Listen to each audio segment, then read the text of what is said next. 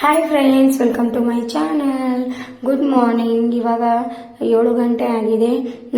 ಇಬ್ಬರು ಕೂಡ ಎದ್ದಿದ್ದಾರೆ, ನಾನು ಕೂಡ ಎದ್ದಿದ್ದೀನಿ. ಇಲ್ಲಿ ಸಗರ್ ಕಡೆಗೆ ಬಂದಿದ್ದೀನಿ, ಯಾಕಂದರೆ ಇಲ್ಲಿ ಯಲ್ಲಮೈ ಜಾತ್ರೆ ಇತ್ತು. ಸೊ ಅದಕ್ಕೆ ನಾವು ಈ ಕಡೆ ಬಂದಿದ್ದೀವಿ. ಎಲ್ಲರೂ ಯಾರು ಇಲ್ಲಿ ಹಂಬ ತೋರಿಸ್ತಾ ಇದ್ರು.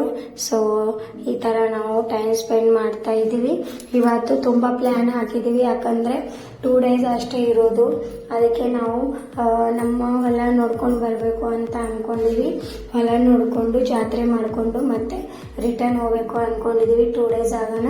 ಇವತ್ತು ಸೆಕೆಂಡ್ ಡೇಸ್ ಇತ್ತು. ಸೊ ಮಾರ್ನಿಂಗ್ ಎದ್ದು ನಾವು ನಾಷ್ಟ ಎಲ್ಲ ಮಾಡಿ ಹೊಲಕ್ಕೆ ಹೋಗ್ತಾ ಇದ್ದೀವಿ. ನೋಡಿ, ಈ ಥರ ನಮ್ಮದು ಹಸಿರಾಗಿದೆ ಹೊಲ.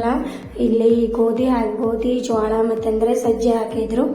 ಇವರು ನಮ್ಮ ಅತ್ತೆ ನಮಗೆ ಹೊಲ ನಾವೆಲ್ಲ ತೆಗಿಡ್ತಾ ಇದ್ದೀವಿ. ಮತ್ತಂದ್ರೆ ಫ್ರೆಶ್ ಆಗಿ ಕಾಯಿಪಲ್ಯ ಹರ್ಕೊಂಡು ಬಂದಿವಿ ಬರುವಾಗ. ಸೊ ಈ ಥರ ಹೋಗ್ತಾ ಇದ್ದೀವಿ. ಇವಾಗ ನೋಡ್ರಿ, ಹೊಲದಲ್ಲಿ ಆಡು ತುಂಬ ಖುಷಿ ಆಗಿದ್ಳು. ಆಕೆಗೆ ಮಣ್ಣು ಆಡೋದಂದ್ರೆ ತುಂಬ ಇಷ್ಟ.